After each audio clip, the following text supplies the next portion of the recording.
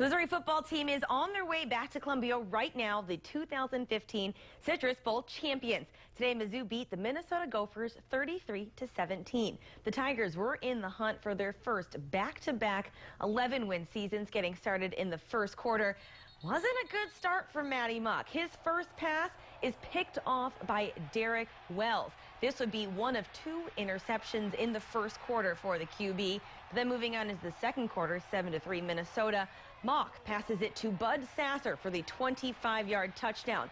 Tigers take the 3-point lead and would have the same score going into halftime.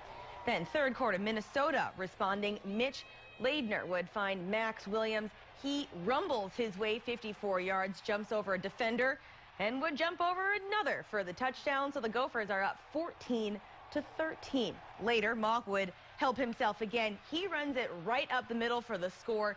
Tigers retake the lead 19-14 after the missed 2-point conversion. Then in the fourth quarter, Russell Hansbrough getting the ball. He finds the gap and is off to the races. He scores a 78-yard touchdown run. There's another play. Marcus Golden was saying that is some SEC speed, and right there you get to see it. Next, Matty Mock would connect with Bud Sasser for the final touchdown of the game. Missouri goes on to win 33-17. Today marks the fourth 11-win season in program history and third straight bowl win since the 1970s.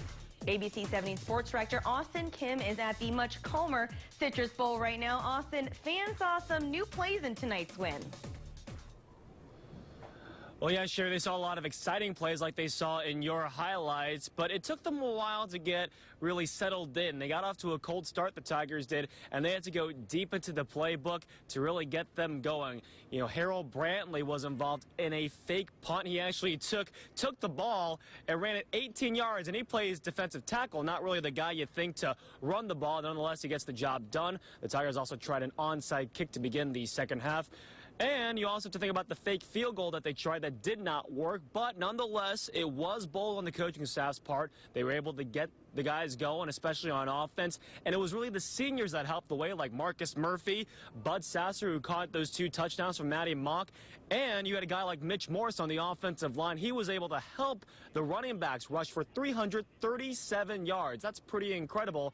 And head coach Gary Pinkel complimented his seniors, saying that they helped this team get going, especially late in the Citrus Bowl. The bottom line is you got to make plays. And we had guys making plays.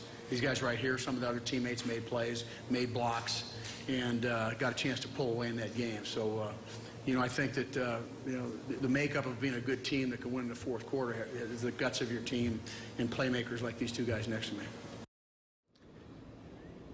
You know, Gary Pinkel mentioned that leadership ability, and not only does that help Missouri this season, or it did help them this season, but you think about next year. Pinkel points out that it provides a visual aid for some of those younger guys that may not have a big role, a big prominent role with this team right now. Well, when they see what guys like Marcus Golden and Bud Sasser and Jimmy Hunt, what they can do, that gives them a little bit more of a reference point. But of course, we're here to talk about today, what just happened. The Tigers got a big victory. They beat Minnesota in the Citrus Bowl. We're going to talk more about those trick plays coming up later tonight on ABC 17. But for now, reporting live in Orlando, Florida, Austin Kim, ABC 17 Sports.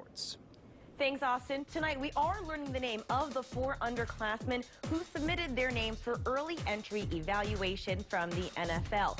Todd Palmer from the Kansas City Star reports defensive end Shane Ray, offensive lineman Evan Boehm, and Connor McGovern, as well as defensive lineman Harold Brantley all submitted their names. So as soon as we learn who plans on leaving early for the draft, we will let you